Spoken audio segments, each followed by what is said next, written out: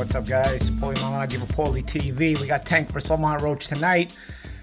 Very non-competitive main event. You know, my thoughts already on Tank. If he could get away, him and Canelo are basically the kind of guys that they could get away fighting the guy who on the corner over there at the red light goes around begging for change at the red light. They would, and they'll charge you for it too. And if you're dumb enough to buy it, it's on you. Honestly, tonight's pay-per-view though is it's a good undercard. Sandor Martin against Harrison Puello is a solid fight, as is Gary Antoine Russell and Jose Valenzuela. For me, those make the card watchable, worth the watch.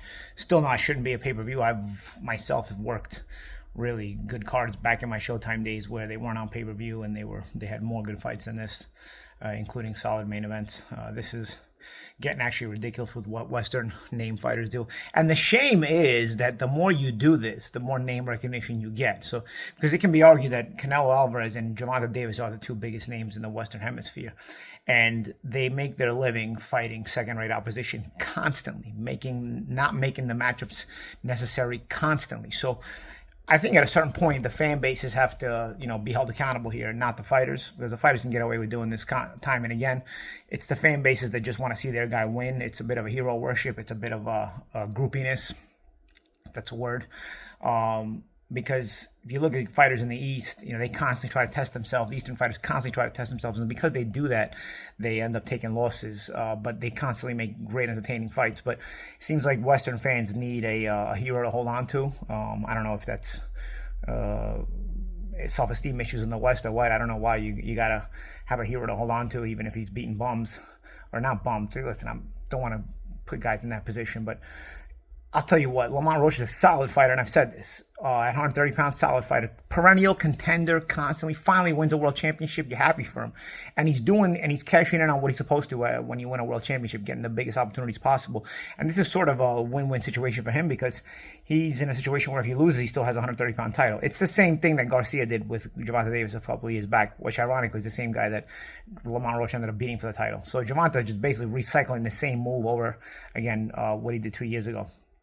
He's doing it again in a lightweight division that has some very good fighters. I'm talking about, Shakur Stevenson, Keyshawn Davis, Zepeda, Murataya, even De Los Santos, who hasn't fought since fighting Shakur Stevenson. He gave Shakur Stevenson a pretty tough fight. De Los Santos has a win over Valenzuela, Jose Valenzuela. That guy has not been seen by anybody. That guy, nobody even goes near that guy. That guy is also very, very dangerous. So this lightweight division is very, very good.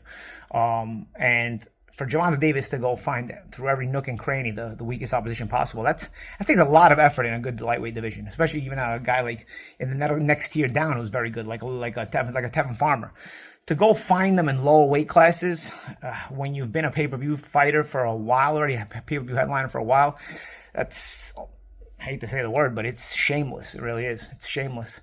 And so, there's not really a prediction to make. We got, anytime you headline a pay-per-view with a minus at least 1,000 odds, what's the point of making predictions, right? You got the fight you got. If you pay for it, it's on you. Undercard.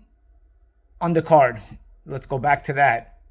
Martin and Puello. I'll tell you, Martin has sort of been a solid guy who sort of glows below the radar. A lot of people thought he beat Teofimo Lopez. He did beat Mikey Garcia. Every time he shows up to fight. A good fighter, just inconsistent. Doesn't always fight, has an inconsistent schedule. Is over in Europe and almost seems uncaring if nobody gives him a shot. And politically, he's been sort of blackballed at times. Devin Haney didn't want to fight him. Haney, another one who sort of made his name off second-rate old opposition. Or, sort of cherry-picking names that were shot and whatnot. Didn't want to fight him ultimately as well. So Sandor fighting for the vacant title here tonight against Puello.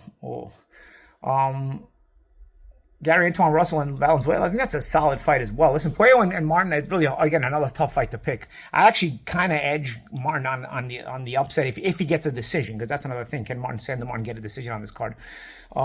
Gary Antoine Russell and Valenzuela is interesting because Gary Antoine Russell surprised us that he lost to Puello, right? So nobody was expecting that. Puello came out of nowhere and beat Gary Antoine Russell. And then Jose Valenzuela, in the way he beat Pitbull Cruz, that he showed us a wrinkle in his boxing skills. So both guys are coming off surprising performances here. but I think it's still a solid crossroads matchup again. Uh, in another solid undercard fight tonight. So I'm looking forward to those fights more than anything else. Gervonta Davis and Lamont Roach, honestly, if I might even leave before the main event. That's how little I care about that main event. But the not that I'm going to the fight, but where I'm going to watch it. But Gary Antoine Russell and Jose Valenzuela, great fight. I'm really looking forward to that. And Martin against Puello, really intriguing fight as well. I'm Paulie Malignaggi. Let me know what you guys think. Just try not to nut hug Gervonta Davis too much in the comment section. Please demand better fights, guys. Solid undercard, terrible main event. I'm Paulie Malignaggi. This is Paulie TV.